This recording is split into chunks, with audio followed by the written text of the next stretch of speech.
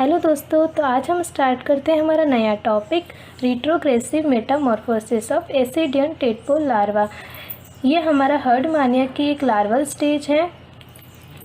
अब हमें retrogressive Metamorphosis पढ़ना है। तो what is the Metamorphosis? Metamorphosis क्या होता है? जब भी किसी भी प्राणी का इनडायरेक्ट डेवलपमेंट होता है। हम बात कर रहे हैं डेवलपमेंट की, तो जब भी किसी प्राणी का इनडायरेक्ट डेवलपमेंट होता है, इसका मतलब है कि किसी प्राणी का रिप्रोडक्शन से उसी टाइप का प्राणी न बन कर के एक लार्वल स्टेज का बन जाना, तो उसको हम बोलते हैं इनडायरेक्ट डेवलपमेंट। तो जिन भी प्राणी में इनडायरेक्ट डेवलपमेंट होता है तो उनमें लार्वल स्टेज बनती है, और लार्वल स्टेज से फिर से उसी एनिमल में जो चेंज होने वाला प्रोसेस होता है उसको हम बोलते हैं मेटामॉर्फोसिस। तो इनडायरेक्ट डेवलपमेंट जिनमें भी होता है उनके अंदर मेटामॉर्फोसिस होता ही होता है। तो देखो, व्हाट इज़ द मेटामॉर्फोसिस? जब भी किसी भी लार्वल स्टेज का चेंज हो जाना,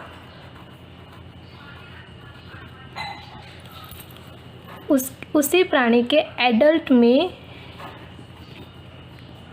तो किसी भी लार्वल स्टेज का उसी प्राणी के एडल्ट में चेंज होने वाली जो बायोलॉजिकल प्रोसेस होती है उसको हम कहते हैं, तो जो बायोलॉजिकल प्रोसेस होती है उसको हम कहते हैं मेटामॉर्फोसिस।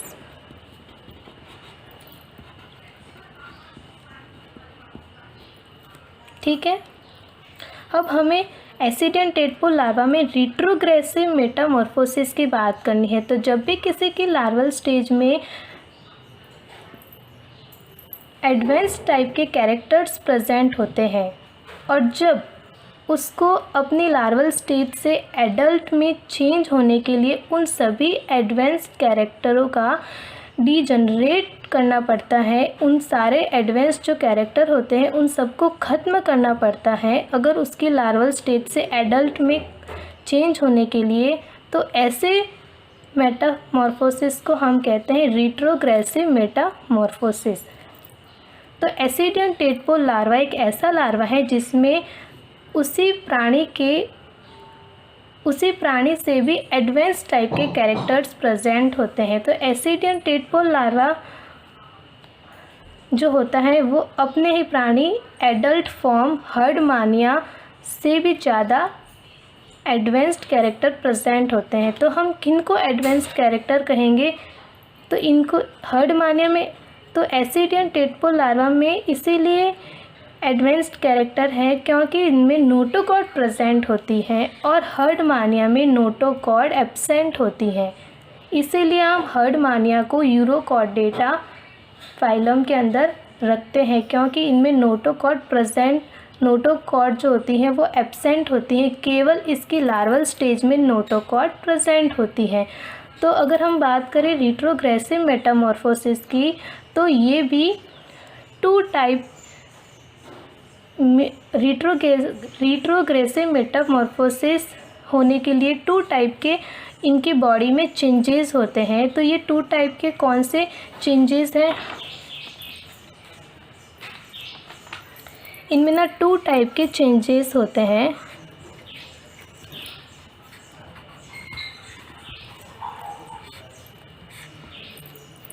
तो फर्स्ट हमारा होता है रिट्रोग्रेसिव चेंज। ठीक है, रिट्रोग्रेसिव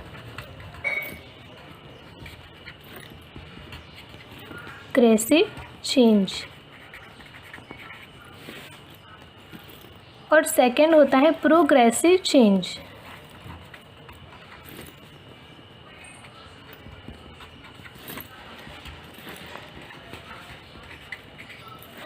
तो रिट्रोग्रेसिव चेंज के अंदर हमारे होते हैं कि जितने भी एडवांस कैरेक्टर होते हैं एसिडियन टेडपोल लार्वा के, वो सारे डीजनरेट हो जाते हैं एडल्ट फॉर्म हर्डमानिया में आते आते।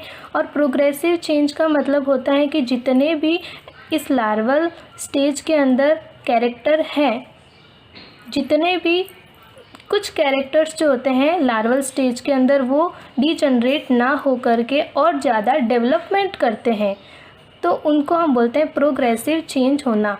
तो रिट्रोग्रेसिव चेंज के अंदर क्या क्या कंडीशंस होती हैं?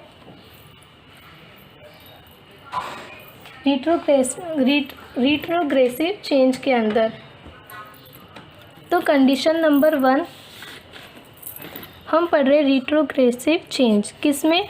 रिट्रोग्रेसिव मेटामॉर्फोसिस के अंदर। तो इनके अंदर ना हमारा होता है कि जो एडवांस्ड कैरेक्टरों का डीजनरेशन होना। तो एडवांस्ड कैरेक्टर कौन से थे हमारे? कि जो नोटोकॉर्ड प्रेजेंट होती हैं वो डीजनरेट हो जाती हैं एडल्ट फॉर्म में आते आते। दूसरा हमारा होता है कि जो नर्व कॉर्ड होती है उसका भी डीजनरेशन हो जाता है, और जो हमारी टेल होती है वो भी डीजनरेट हो जाती है। तो लार्वल स्टेज जो होता है वो मोटाइल फॉर्म के अंदर होता है। उनके अंदर एक टेल प्रेजेंट होती है जिससे ये मूवमेंट करता है, फ्री स्विमिंग करता है।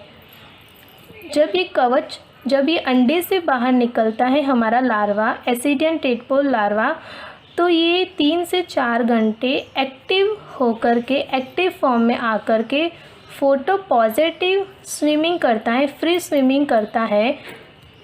जो हमारा सनलाइट होता है उस सनलाइट की तरफ वो स्विमिंग करता है, और जैसे 3 से 4 घंटे हो जाते हैं तो फिर ये वाटर जो सी वाटर होता है उस सी वाटर की तली पर आता है और उल्टा चिपक कर ऐसे उल्टा चिपक जाता है इस टाइप से, और फिर अपना रिट्रोग्रेसिव मेटामॉर्फोसिस के लिए एक्टिव तैयार हो जाता है, और फिर वो सारे बॉडी के अंदर चेंजेस लाता है। तो रिट्रोग्रेसिव फर्स्ट चेंज होता है रिट्रोग्रेसिव चेंज, जिसमें अपने एडवांस कैरेक्टरों का ये डीजनरेशन करता है, और सेकंड होता है प्रोग्रेसिव चेंज। तो इनके अंदर ये जो कैरेक्टर्स हैं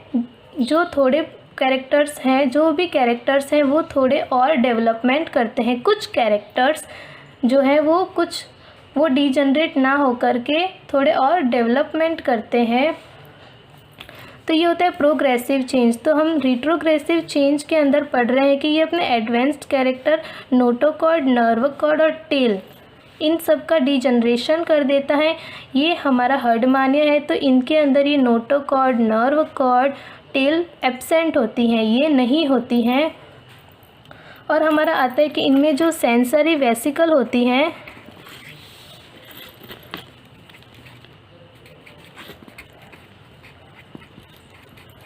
ये भी डीजनरेट हो जाती हैं। उसी तरह से सेंसरी वेसिकल को हम लार्वल स्टेज का ब्रेन भी बोलते हैं। तो इनमें ऑटोसिस्ट आई प्रेजेंट होती हैं, तो वे सभी क्या है ख़त्म हो जाते हैं, लुप्त हो जाती हैं ये सारी स्ट्रक्चर्स जो होती हैं इनके अंदर। इनमें एडहेसिव पैपिला प्रेजेंट होता है।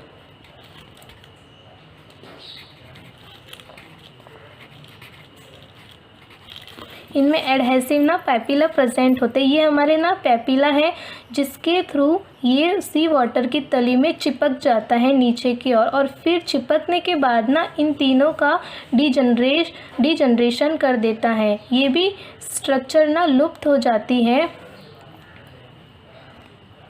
और होता है कि जो हमारा माउथ होता है इस तरफ, ये जो माउथ होता है ये वाला थोड़ा सा पार्ट ग्रोथ करके माउथ वाले पार्ट को 19 डिग्री एंगल पर घुमा देता है। अब इस एंगल के लिए मैंने बताया कि ये जो हमारा ये वाला जो व्यू है इसको हम बोलते हैं एंटीरियर, अग्र वाला हिस्सा, पीछे वाला पोस्टीरियर, इस तरफ का हिस्सा हमारा है डोर्सल व्यू, और इस तरफ का हिस्सा है हमारा वेंट्रल व्यू। लेकिन जो हर्डमानिया मैंने इसका ऐसा डायग्राम इसीलिए बनाया है ताकि आप लोगों को इसकी सिमेट्री का पता चले। अब हमारा ये जो एंटीरियर पोर होता है ये हर्डमानिया का डोर्सल व्यू है, जिस तरफ ये neural gland, nerve ganglion present होता है ये हमारा डोर्सल व्यू है, और जिसके तरफ माउथ प्रेजेंट होता है वो एंटीरियर व्यू है, अग्र वाला हिस्सा है। और ये वाला पोस्टीरियर पार्ट जहाँ पैर होते हैं, और ये वाला जो पार्ट है ये वाला पार्ट है वेंट्रल पार्ट। ठीक है, तो एक जो छेद होता है हर्डमानिया का वो डोर्सल साइड की तरफ होता है और एक जो छेद होता है वो होता है एंटीरियर साइड की तरफ। तो जो एंटीरियर साइड की तरफ छेद है उनको हम बोलते हैं माउथ, ब्रैंकियोल सैक, और ये होता है हमारा एंट्रियोपोर। तो इन दोनों छेदों का डायरेक्शन एक नहीं होता है। एसिडियन टेडपोल लार्वा में क्या था कि दोनों छेदों का जो साइड था वो एक ही था, ये दोनों ही छेद डोर्सल व्यू के साइड में थे, लेकिन इनके अंदर ना ही इन दोनों छेद का जो एंगल है कुछ डिफरेंट हो जाता है। जो माउथ वाला पोर्शन होता है इसमें ये भी डोर्सल की तरफ था। इसका मतलब है कि माउथ वाला जो पार्ट था वो डोर्सल की तरफ था, लेकिन ये 19 डिग्री एंगल पर ना घूम जाता है और अपना जो माउथ है वो एंटीरियर साइड की तरफ ला देता है। मतलब कि ये इनका आगे वाला पार्ट है एंटीरियर साइड, तो इस तरफ ये ना अपने माउथ को ला देता है। तो ये बात हमारी क्लियर हो चुकी है कि ये अपने माउथ को किस 19 डिग्री एंगल पर ना घुमा देते हैं। ठीक है, 19 डिग्री एंगल पर ना ये घुमा देते हैं। अब हम पढ़ते हैं हमारे प्रोग्रेसिव चेंज। तो प्रोग्रेसिव चेंज के अंदर क्या है कि कुछ कैरेक्टर्स ऐसे हैं जिनका डीजनरेशन ना हो कर के और ज़्यादा उन कैरेक्टर्स में डेवलपमेंट होता है। तो वो कैरेक्टर्स हमारे क्या हैं, प्लीज़ वीडियो को पूरा देखें वरना आधा अधूरा समझ में आएगा। तो प्रोग्रेसिव चेंज में हमारा सबसे फर्स्ट वाला पॉइंट आता है कि जो ट्रंक वाला पार्ट होता है, ये ट्रंक वाला पार्ट चेंज किस में होता है, पियर्ड शेप में चेंज होता है। जो नाशपाती का जो शेप होता है उसी नाशपाती के शेप में ये ट्रंक वाला पार्ट हमारा चेंज हो जाता है। और इनमें जो फेरिंग्स होता है, ये फेरिंग्स कुछ बड़ी हो जाती है, इतनी देखो इतनी बड़ी हो गई। जो इंटेस्टाइन है वो थोड़ी बड़ी होके राउंड, ये हमारा जो फेरिंग्स वाला पार्ट है, इंटेस्टाइन वाला पार्ट, ये दोनों पार्ट ही बड़े हो जाते हैं।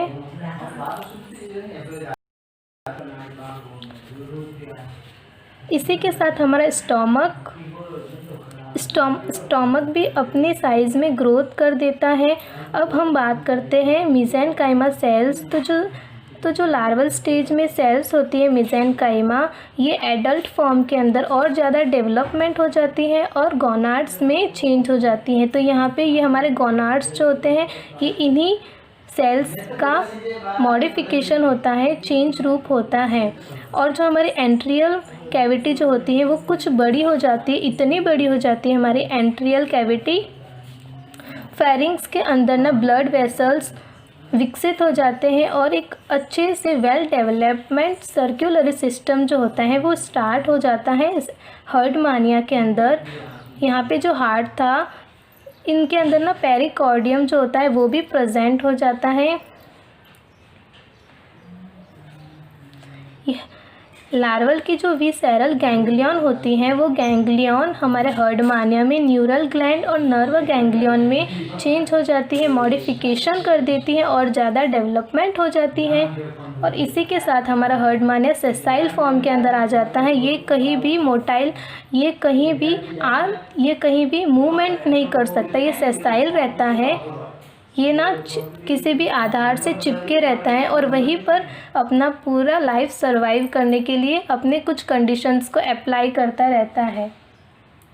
इनका जो टेस्ट होता है पतला वाला टेस्ट, ये और डेवलपमेंट करता है और थोड़ा मोटा टेस्ट जो कवच होता है थोड़ा मोटा बन जाता है, जिसके कारण ना इनके पोस्टीरियर वाले पार्ट पर फूट जैसी स्ट्रक्चर बन जाती है उसी टेस्ट के थ्रू। तो हमने क्या देखा प्रोग्रेसिव चेंज में, सबसे पहले तो हमारा ये जो ट्रंक वाला पार्ट है ये पियर्ड शेप ले लेता है। फेरिंग्स, इंटेस्टाइन, स्टोमक अपने साइज़ में बड़े हो जाते हैं, एंट्रियल कैविटी हमारी बड़ी हो जाती है, मेसेनकाइमा सेल्स जो होती हैं वो गोनाड्स में चेंज हो जाती है और फेरिंग्स के अंदर एक ब्रैंकियल सैक बन जाता है, वेल डेवलपमेंट सर्कुलरी सिस्टम विकसित हो जाता है। तो ये था हमारा रिट्रोग्रेसिव मेटामॉर्फोसिस। अगर हम फिर से अपना बैक रिव्यू देखें तो हम मेटामॉर्फोसिस उसे कहेंगे किसी भी लार्वल स्टेज का उसी प्राणी के एडल्ट फॉर्म में चेंज होने वाला जो भी बायोलॉजिकल प्रोसेस होता है उसको हम बोलते हैं मेटामॉर्फोसिस। रिट्रोग्रेसिव का मतलब है कि जब भी किसी भी लार्वल स्टेज के एडवांस्ड कैरेक्टर अपने एडल्ट फॉर्म में आने के लिए उनका डीजनरेशन होता है उन एडवांस कैरेक्टर्स का और फिर मेटामॉर्फोसिस होता है, तो उसको हम कहते हैं रिट्रोग्रेसिव मेटामॉर्फोसिस। इस रिट्रोग्रेसिव मेटामॉर्फोसिस के दौरान ही 2 टाइप के चेंज होने लगते हैं जिससे ये लार्वा टोटली हर्डमानिया में चेंज हो जाता है, अपने एडल्ट फॉर्म में आ जाता है, अपने मैच्योर फॉर्म में आ जाता है।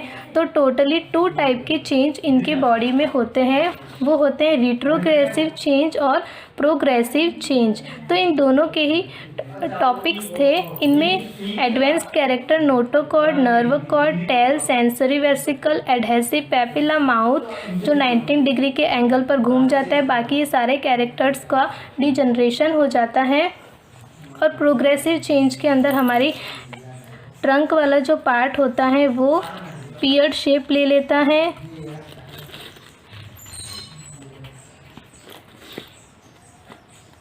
इंटेस्टाइन, हमारा इंटेस्टाइन, स्टोमक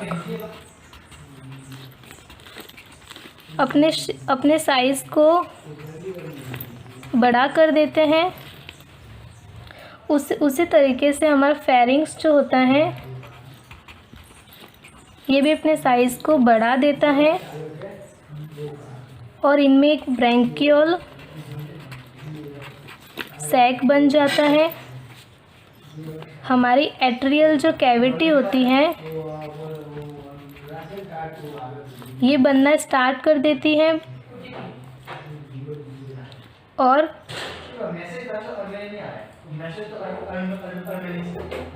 विसेरल जो गैंग्लियन होती है, विसेरल गैंग्लियन,